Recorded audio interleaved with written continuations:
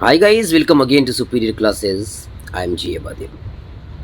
Class 9th के work energy series का ये हमारा थर्ड लेक्चर है और इसमें आज हम बात करने वाले हैं positive, negative and zero work done की, या मैं कहूँ तो टाइप्स ऑफ वर्क डन की।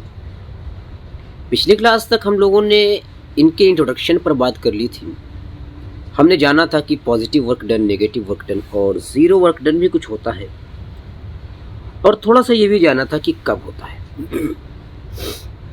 अगर आपने हमारे पिछले लेक्चर्स नहीं देखे हैं तो वहाँ से जा कर के विज़िट करके आप उनको देख करके इसके बेसिक कॉन्सेप्ट्स को, इस चैप्टर के बेसिक कॉन्सेप्ट्स को, फंडामेंटल्स को समझ सकते हैं। तो आज हम बात करने वाले हैं जिन चीज़ों पर, वो है positive, negative and zero work done, और इन पर हम डिटेल में बात करेंगे। तो चलिए आज की क्लास की तरफ बढ़ते हैं। और जैसा कि यहाँ पर आप देख सकते हैं कि टाइप्स ऑफ वर्क डन की बात करें तो जैसा हमने अभी कहा कि पॉजिटिव, नेगेटिव एंड ज़ीरो, और ये कब होंगे इस केस की अगर हम बात करें तो हमने इस पर बेसिक सी बातें की हुई हैं, जिस पे हमें पता चलता है कि पॉजिटिव वर्क डन जब डिस्प्लेसमेंट फोर्स के डायरेक्शन में हो, नेगेटिव वर्क डन जब डिस्प्लेसमेंट फोर्स के अपोजिट डायरेक्शन में हो, और ज़ीरो वर्क डन के कई केसेस हैं जिन पे हम आगे डिटेल में बात कर रहे हैं। लेकिन इसका मतलब क्या है कि फोर्स के डायरेक्शन में डिस्प्लेसमेंट और फोर्स के अपोजिट डायरेक्शन में डिस्प्लेसमेंट। फोर्स के डायरेक्शन में डिस्प्लेसमेंट, यहाँ पर मैंने हेडिंग बनाया है positive work done means when force and displacement, यहाँ पर टाइपिंग मिस्टेक है, when force and displacement are in same direction. जब फोर्स और डिस्प्लेसमेंट सेम डायरेक्शन में हो, ऐसे में हम कहते हैं कि वर्क डन पॉजिटिव है। वर्क डन क्या है? वर्क डन पॉजिटिव है। लेकिन साहब, ये वर्क डन पॉजिटिव का मतलब क्या हुआ? ऐसा हमने क्यों कहा और नेगेटिव क्यों कह रहे हैं उसको? तो सबसे पहले हमें यह समझना है कि अगर हम किसी चीज़ पर, किसी ऑब्जेक्ट पर फोर्स अप्लाई कर रहे हैं, किसी भी ऑब्जेक्ट पर हम फोर्स अप्लाई कर रहे हैं, जैसे ये एक सरफेस है, इस सरफेस पर एक बॉक्स रखा हुआ है, और इस बॉक्स को अगर मैं फोर्स अप्लाई करके डिस्प्लेस करूं, फोर्स अप्लाई करके डिस्प्लेस करूं, और कुछ टाइम के बाद, फोर्स अप्लाई करने के बाद ये बॉक्स या ये ऑब्जेक्ट मैं कहूं कहाँ आ जाता है? कुछ डिस्टेंस कवर करता है, कुछ डिस्प्लेसमेंट कवर करता है, और यहाँ से लेकर के यहाँ तक पहुँच जाता है। ठीक, मैंने कहा कि मेरे फोर्स की डायरेक्शन क्या थी? ये है, और डिस्प्लेसमेंट की डायरेक्शन भी यही है। तो मैंने कहा कि जिस डायरेक्शन में फोर्स अप्लाई किया गया, ऑब्जेक्ट उसी डायरेक्शन में डिस्प्लेस किया, इसका मतलब वर्क डन पॉजिटिव। इसका मतलब वर्क डन पॉजिटिव। और अगर हम अपने मैथमेटिकल फार्मूला के बिहाफ पर बात करें तो हमने कहा था कि W equals to F S cos theta. तो कॉस थीटा की अगर मैं बात करूं तो फोर्स और डिस्प्लेसमेंट के बीच के एंगल की बात थी।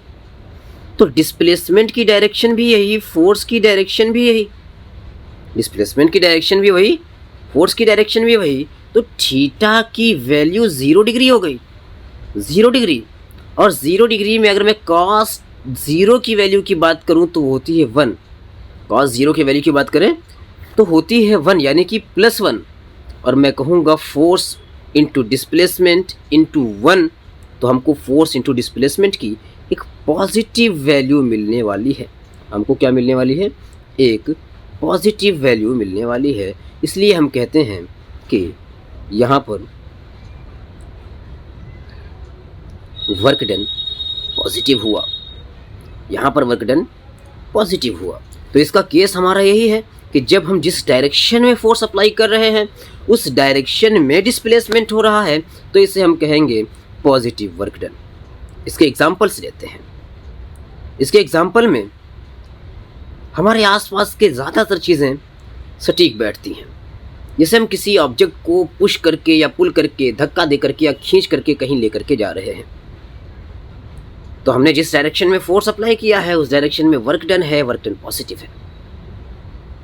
हमने किसी ऑब्जेक्ट को ज़मीन से उठा करके ले जा करके टॉप फ्लोर पर ले जा करके रख दिया, तो टॉप फ्लोर पर ले जा करके हमने उसको रख दिया, तो ज़मीन से एक हाइट पर ले जा करके रख दिया, उसका डिस्प्लेसमेंट कोई हाइट है, उसका डिस्प्लेसमेंट कोई हाइट है। तो यहाँ पर जो फोर्स अप्लाई किया गया है अपवर्ड डायरेक्शन में, वर्क डन पॉजिटिव है, वर्क डन पॉजिटिव है।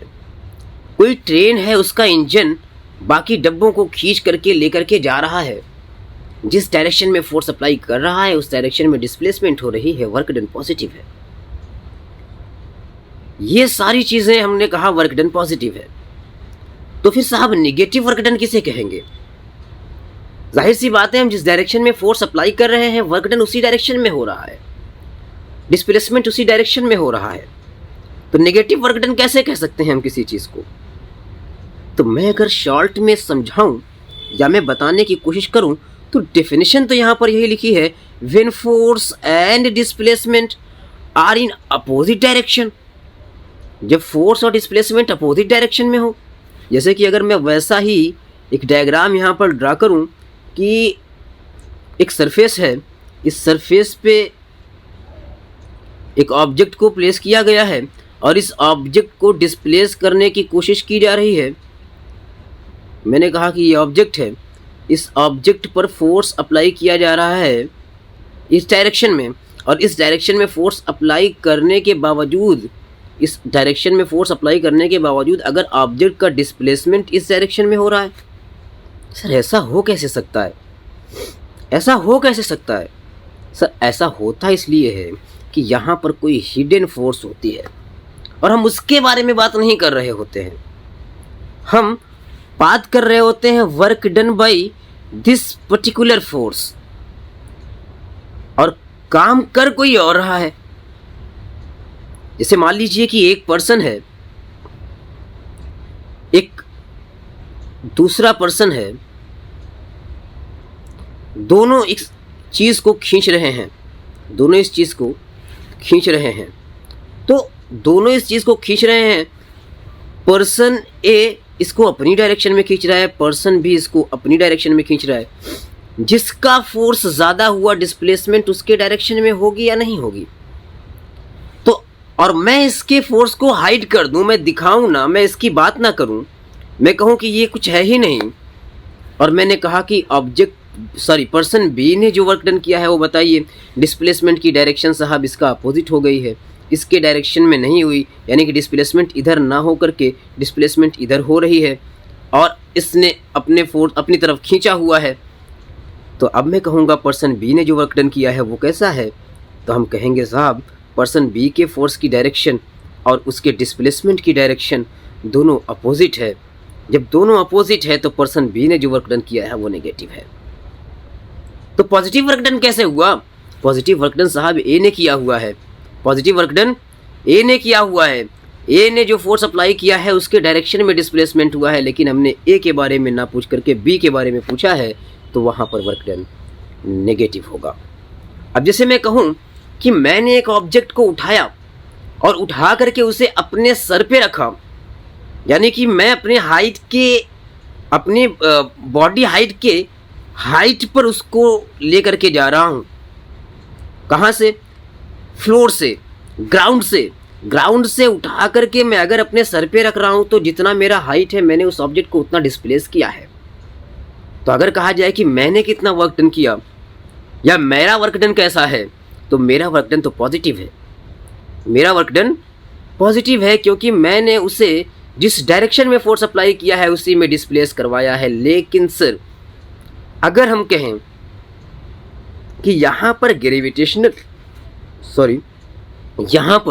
ग्रेविटेशनल फोर्स ने कितना वर्क डन किया है या कैसा वर्क डन किया है, कितना तो अभी बात नहीं कर रहे हैं, कैसा वर्क डन किया है, तो यहाँ पर हम कहेंगे कि सर ऑब्जेक्ट पर gravitational force vertically downward apply कर रहा है और वर्टिकली डाउनवर्ड अप्लाई हो रहा ग्रेविटेशनल फोर्स इसको अपने डायरेक्शन में डिस्प्लेस नहीं कर पाया, बल्कि मैंने इसे अपवर्ड डायरेक्शन में अपने हाइट की डिस्प्लेसमेंट दे दिया।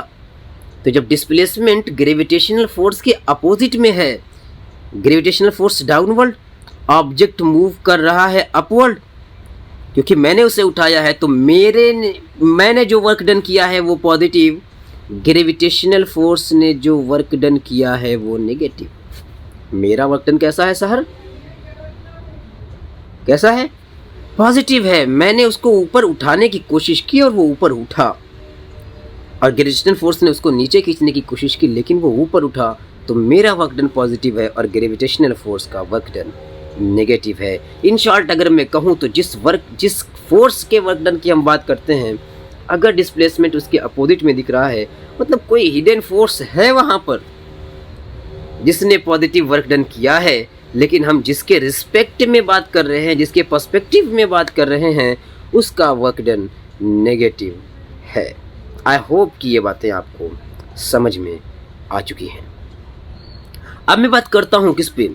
अब मैं मूव करता हूँ हमारे ज़ीरो वर्क डन पर। किस पे? ज़ीरो वर्क डन पे। तो ज़ीरो वर्क डन पर अगर मूव करना है हमको, तो हम क्या कहें? वर्क डन ज़ीरो कब हो सकता है? ज़रा मैं अपने मैथमेटिकल फॉर्मूले को यहाँ पर फिर से लिखता हूँ। एफ एस कॉस थीटा, यही तो हमारा वर्क डन है। W equals to F S cos theta. तो यहाँ से वर्क डन ज़ीरो होने के लिए सारे मल्टीप्लिकेशन में हैं, सारों को मल्टीप्लाई करना है। इनमें से अगर कोई ज़ीरो हो गया, इनमें से अगर कोई ज़ीरो हो गया, फॉर एग्ज़ाम्पल फोर्स अप्लाई ही ना किया जाए, फोर्स अप्लाई ही ना किया जाए, यानी कि जब फोर्स ज़ीरो हो तब वर्क डन ज़ीरो। जाहिर सी बात है, जब फोर्स अप्लाई नहीं किया गया तो वर्क डन ज़ीरो होना है। और दूसरी चीज़ मैं कहूँ कि फोर्स अप्लाई किया गया लेकिन डिस्प्लेसमेंट ना हो, कोई वॉल है, फिर से वही एग्जांपल ले रहा हूँ, कोई वॉल है, इस वॉल को कोई पुश कर रहा है, इस वॉल को जब ये पुश कर रहा है, लेकिन क्या ये वॉल मूव कर रही है? क्या ये वॉल मूव कर रही है? जाहिर सी बात है वॉल मूव नहीं कर रही है। और जब वॉल मूव नहीं कर रही है लेकिन फोर्स तो इस पर अप्लाई किया गया, तो वॉल का डिस्प्लेसमेंट कितना है? वॉल का डिस्प्लेसमेंट ज़ीरो है। डिस्प्लेसमेंट ज़ीरो है तो भी वर्क डन कितना है? ज़ीरो है। कोई ऑब्जेक्ट पर फोर्स अप्लाई ही ना किया जाए तो वर्क होगा ही नहीं, वर्क डन ज़ीरो। किसी ऑब्जेक्ट पर फोर्स अप्लाई किया गया लेकिन डिस्प्लेसमेंट नहीं हो रहा है, यानी कि उसको डिस्प्लेस करने के लिए इतने फोर्स की नीड है, उतना फोर्स अप्लाई नहीं किया गया है, ऐसे में वर्क डन ज़ीरो। एक और केस है कि अगर किसी भी ऑब्जेक्ट के डिस्प्लेसमेंट के परपेंडिकुलर डायरेक्शन में कोई फोर्स है, कोई भी फोर्स अपने परपेंडिकुलर डायरेक्शन में वर्क नहीं करता, यानी कि उसका कंपोनेंट, उसका इफेक्ट, उसका असर उसके परपेंडिकुलर डायरेक्शन में ज़ीरो होता है। तो अगर कोई भी फोर्स किसी डिस्प्लेसमेंट के परपेंडिकुलर डायरेक्शन में है और पूछा जा रहा है कि ज़रा बताइए कि यहाँ पर इस फोर्स ने कितना वर्क डन किया या कैसा वर्क डन किया, तो हम कहेंगे यहाँ पर इस फोर्स का वर्क डन ज़ीरो है। क्यों? क्योंकि यहाँ पर इसका डिस्प्लेसमेंट के बीच एंगल 90 डिग्री है, और अगर यहाँ पर एंगल 90 डिग्री है तो W equals to F S cos theta में अगर मैं cos 90 की वैल्यू की बात करूँ तो cos 90 की वैल्यू ज़ीरो होती है। तो यहाँ पर हम ज़ीरो पुट करेंगे तो यहाँ पर हमको मिलेगा वर्क डन ज़ीरो। यानी कि जब angle between force and displacement 90 degree हो, क्या हो? 90 डिग्री हो, तो यहाँ पर वर्क डन क्या मिलेगा? हमको ज़ीरो मिलेगा। इसी तरह से मैं इसके पिछले केस में भी बात कर सकता हूँ, जब इनके बीच का एंगल 180 डिग्री हो, क्या हो? जब इनके बीच का एंगल, अगर मैथमेटिकल अप्रोच से बात करें, 180 डिग्री हो, तब भी वर्क डन निगेटिव होना है। क्यों निगेटिव होना है? क्योंकि cos 180 की वैल्यू -1 होती है। तो जब cos 180 की वैल्यू -1 होती है, वर्क डन हमको नेगेटिव में मिलेगा। आई होप कि इतनी बातें आपको क्लियर हैं। तो अब जिन केसेस में आपको ये चीज़ें मिले, फोर्स अप्लाई ना किया जाए, डिस्प्लेसमेंट ना हो, या फोर्स और डिस्प्लेसमेंट के बीच का एंगल 90 डिग्री हो, वहाँ पर हम कह सकते हैं कि वर्क डन कितना है, हमारा वर्क डन 0 है। तो ये था डिटेल में बात किस चीज़ के बारे में, टाइप्स ऑफ वर्क डन के बारे में, कि कितने टाइप का वर्क डन होता है। आई होप कि इससे चीज़ें क्लियर होंगी आपको और इन फार्मूलाज के बिहाफ पर आप न्यूमेरिकल्स भी सॉल्व कर पाएंगे। हमारे नेक्स्ट क्लास में हम बात करने वाले हैं एनर्जी पे। इस चैप्टर का दूसरा पार्ट वर्क एंड एनर्जी, तो इस चैप्टर के सेकेंड पार्ट पे हम नेक्स्ट क्लास में मूव करने वाले हैं एनर्जी पे, और इसकी डिटेल बात करेंगे हम अपने नेक्स्ट क्लास में। तो आज के लिए बस इतना ही, मिलते हैं दोस्तों नेक्स्ट क्लास में। Best of luck and take care.